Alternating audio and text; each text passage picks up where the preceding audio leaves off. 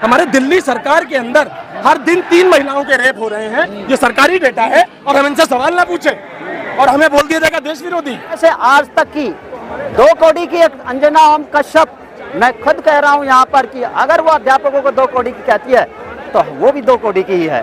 जो देश में कितने युवा बेरोजगार हैं सरकार नहीं बता पाई, उसे अमृतकाल कहेंगे। जब से देश आजाद हुआ है तब से लेकर अब तक की सबसे अगर निकम्मी, लापरवाह, बेपरवाह, आवारा अगर कोई सरकार है तो भारतीय जनता पार्टी की सरकार है। ये हम विश्वगुरु बन रहे हैं, एक मीडिया को जवाब तक नहीं दे पा रहे विदेशों में जाके। शर्म आ रही है ऐसे नेताओं पे। मैं हर एक जवाब देने के लिए तैयार हूँ, लेकिन लोग तो कह रहे हैं देश विरोधी लोग हैं। कैसे देश विरोधी हो सकते हैं? क्या सरकार से सवाल पूछना देश विरोधी हरकत है? आप बताइए, जब एक सरकारी मुलाजिम से कोई गलती होती है क्या उसका सीनियर उस पर एक्शन नहीं लेता है? जब हम जैसी जनता इन एक नेताओं को प्रधानमंत्री, गृह मंत्री, शिक्षा मंत्री बना सकती है तो क्या हम नहीं चाहते उनसे जवाब लेना?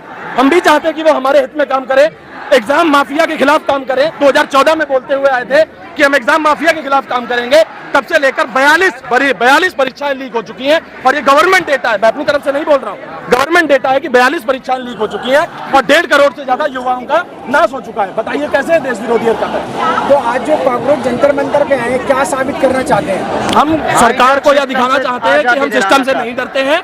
जो आप हरकतें कर रहे हैं, जो आप भ्रष्टाचारियों के साथ लगकर हमारा सिस्टम बिगाड़ रहे हैं, हम आपसे अकाउंटेबिलिटी, क्रेडिबिलिटी मांगते हैं और रिस्पॉन्सिबल तरीके से डिसीजन मांगते हैं। एक आंदोलन, अन्ना आंदोलन भी हुआ था, लोगों ने जमकर समर्थन किया था, नई पार्टी, नई सरकार बना दी थी जी। तो क्या ये इशू हो रही है या फिर से ठगा हुआ लोग महसूस? देखिए, मैं इसको एक मूवमेंट मानता हूँ। मैं नहीं जानता कि इससे एक नई पार्टी खड़ी हो जाएगी या फिर एक नया कुछ और आ जाएगा। मैं इसको एक जागरूक छात्रों का एक मूवमेंट मानता हूँ जो कि सरकार की आंख खोलेगा।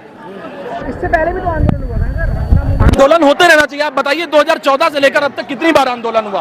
क्या कुछ नहीं हो रहा हमारे देश में? हमारे दिल्ली सरकार के अंदर हर दिन 3 महिलाओं के रेप हो रहे हैं, ये सरकारी डेटा है और हम इनसे सवाल ना पूछे और हमें बोल दिया जाएगा देश विरोधी। लेकिन आप लोग क्या चाहते हैं कि बांग्लादेश और नेपाल जैसे हालात भारत में भी बन जाए? देखिए, मैं अराजकता के सख्त खिलाफ हूँ और जैसा कि बोला गया है नॉन वायलेंट प्रोटेस्ट है, तो हमने हमारी जो सीजेपी है या जो भी ये मूवमेंट है उसमें छात्रों से विनती की गई है कि आप लोग नॉन वायलेंट तरीके से सब अपनी बात रखेंगे, तो नॉन वायलेंट तरीके से रख रहे हैं। बताइए आप कहाँ पे इसमें अनार्किज्म आ रहा है? और जिनसे फंडिंग हो रही है आप लोगों को विदेशों से? देखिए, 4 दिन पहले बना हुआ है एक सोशल मीडिया का हैंडल और उसमें अगर जागरूक युवा आके अपना समर्थन दे दें तो ऐसी फंडिंग कहाँ से हो जाएगी जो एकदम से 4 दिन में 2 करोड़ से ज्यादा लोग खरीद लिए जाएंगे? आप खुद बताइए। कुमार प्रसाद तो क्या कहेंगे? कुमार प्रसाद कह रहे हैं कि कॉकरोच है तो उसके लिए हिट भी बना है। देखिए, हमें तो अपनी बात रखनी है, जागरूक तरीके से सवाल उठाना है। जो लोग ऊपर सत्ता में पहुंच चुके हैं, जो लोग साल में करोड़ों छाप रहे हैं, उन्हें नीचे बैठे लोगों की प्रॉब्लम नहीं समझ आएगी। वो सिर्फ यही बोलेंगे कि फंडिंग आ रही है या हम काला हिट देके मार देंगे। ये बातें तथ्यगत नहीं है, हमें हमेशा तथ्य रखते हुए बात करनी चाहिए। तो मैं अपनी मांग ये रखता हूँ छात्र से भी कि छात्र नॉन वायलेंट तरीके से प्रोटेस्ट करते रहें, अपनी मांग रखते रहें और धर्मेंद्र प्रधान अपना इस्तीफा दें, क्योंकि इनके राज्य में बहुत सी परीक्षाएं लीक हो रही हैं और इस तरह से छात्रों का भविष्य खतरे में जा रहा है।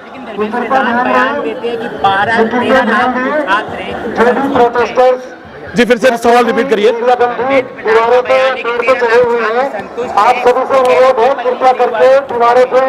देखिए, सीबीआई 2024 से रिपोर्ट कर रही है, अपनी जांच कर रही है। उसमें अभी तक 42 लोग पकड़े गए थे, 41 लोग बरी कर दिए गए। और मैं खुद जिस माहौल में आता हूं, मैं खुद कॉम्पिटिटिव एग्जाम दे रहा हूं, मैं खुद ये फेस कर रहा हूं कि कैसे लीक हो रही है परीक्षाएं या फिर कैसे कंपटीशन को एक तरफा बनाया जा रहा है। कुछ चंद लोगों के लिए कंपटीशन बनाया जा रहा है, ना कि हमारे पूरे समाज के लिए। जब अंदर आया हूँ, जंतर मंतर के अंदर जब मैंने एंट्री की है तो मैंने यहाँ पे देखा कि यहाँ पे एक भी नेशनल चैनल, न्यूज चैनल यहाँ पे नहीं दिख रहा। इसका मतलब क्या है? इसका मतलब यह है कि जितनी भी गोदी मीडिया है वो आज भी जो देश में इतने बुरे हालात है हमारे स्टूडेंट का, हमारे विद्यार्थियों का, और जितने भ्रष्टाचार यहाँ पे आज हो रहे हैं, तो उसमें यहाँ पे देख रहे हैं कि इतने बड़ी तादाद में यहाँ पे लोग आए हैं, उसका समर्थन यहाँ पे कोई भी नेशनल चैनल नहीं कर रहा है। मैं हरियाणा रेवाड़ी डिस्ट्रिक्ट से आया हूँ। तहसील बावल है और गांव मेरा रघुनाथपुरा, जिसे दूसरा नाम मल्लुवास से भी कहते हैं। जी हाँ। तो आज जंतर मंतर कैसे आना हुआ सर? जंतर मंतर आज इसलिए आना हुआ कि देश के युवाओं को और देश के अध्यापकों को जो सरकार, सर्वोच्च न्यायालय और बिके हुए मीडिया के माध्यम से जो गालियां दी जा रही है दिन प्रतिदिन, उन गालियों से जो बदतमीजी क्रिएट हो रही है, उस बदतमीजी का जवाब देने के लिए मैं अपनी हाजिरी देने के लिए आया हूं यहाँ पर। हाँ, अध्यापकों को जिस तरह से आज तक की 2 कौड़ी की एक अंजना ओम कश्यप, मैं खुद कह रहा हूं यहाँ पर कि अगर वो अध्यापकों को 2 कौड़ी की कहती है तो वो भी 2 कौड़ी की ही है।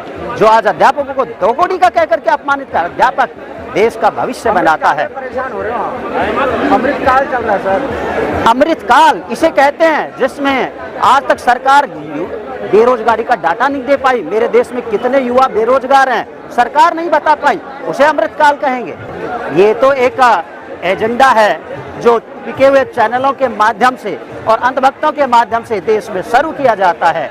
समझने वाले सब समझते हैं। जो युवा लोग आए हैं ना, देश के बड़े बड़े इंजीनियर यहीं से बनने वाले हैं, डॉक्टर यहीं से बनने वाले हैं, ठीक है ना, एडवोकेट यहीं से बनने वाले हैं।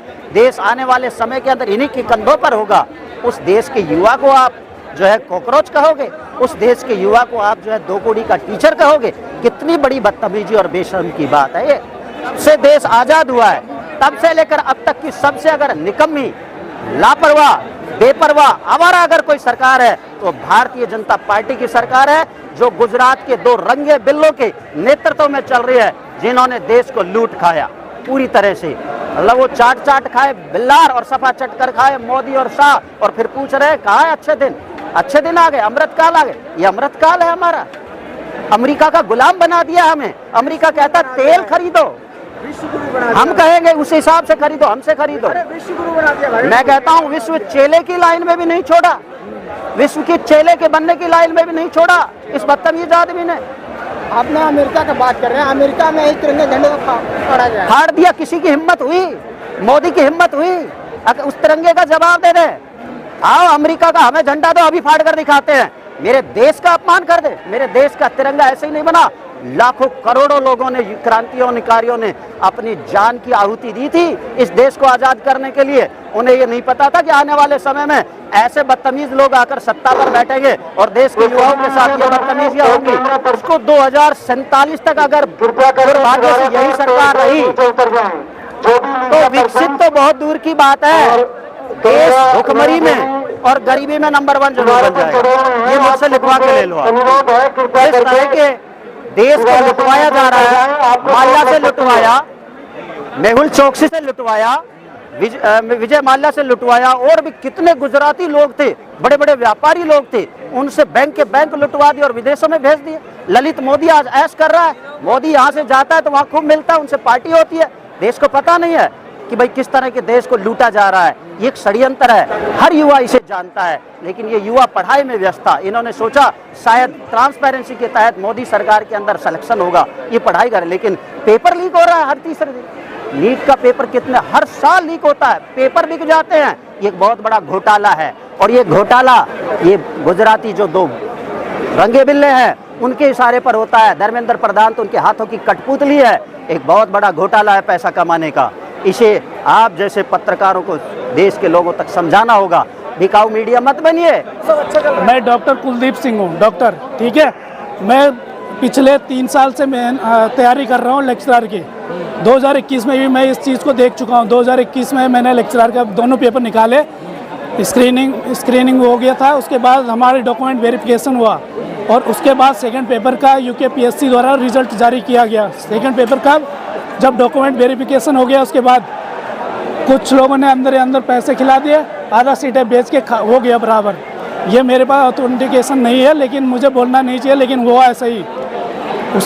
इसका मेरे पास प्रूफ नहीं है, इसलिए नहीं बोल रहा हूँ। दूसरी बात, इस पेपर की बात कर रहा है। अभी दोबारा मैंने लेक्चरर का अभी भरा है, फॉर्म भरा है। 3 साल हो गया अभी। पहले इसमें जीएस का भी था पेपर, 2 पेपर थे, जीएस का और सब्जेक्टिव। तो इन्होंने क्या करा, सब्जेक्टिव जो जीएस का था पूरे तैयारी कराई बच्चों से। लास्ट टाइम पे जिस दिन पेपर था उस दिन ही एक हफ्ते पहले ही कैंसिल कराया जानबूझ के। इसमें यह नहीं देखा गया कि बच्चों ने कितनी तैयारी करी, कितनी मेहनत करी। इसमें यह देखा गया कि किसने पैसे दिए और सब्जेक्टिव के लिए बोला है। नेपाल और इधर हुआ था। रुको मेरी बात सुनो पहले। अगर इन्होंने इस तरीके से करा, उसके बाद उस पेपर को भी कैंसिल करा दिया, दोबारा फॉर्म भराए, अभी भी टाल मटोल करके। जिस दिन इलेक्शन होगा ना, उससे एक महीने पहले एग्ज़ाम होगा, ताकि बच्चे इधर भी बिजी रहे और हमारा वो सब काम हो जाए, बस इलेक्शन के टाइम हो जाए और कुछ नहीं। दूसरा, आपने बोला कि हम विश्वगुरु बन रहे हैं, एक मीडिया को जवाब तक नहीं दे पा रहे विदेशों में जाके। शर्म आ रही है ऐसे नेताओं पे, शर्म आनी चाहिए। उल्टा उनको बोलते हैं कि कार्टून बना रहे हैं, फलाना बना रहे हैं, सपेरा बना रहे हैं। उनको तो गधे के आगे बीन बजाते हुए दिखाना चाहिए, इस तरीके के गधे, और विश्वगुरु बनेंगे। इन्होंने देश के बच्चों को तक बकवास बना रखा है। अगर SIR की रिपोर्ट सही है तो इलेक्शन भी दोबारा होना चाहिए। जैसे बच्चों का नीट का एग्ज़ाम दोबारा हो रहा है, वैसे इनका भी दोबारा होना चाहिए। फिर दूध का दूध, पानी का पानी हो जाएगा।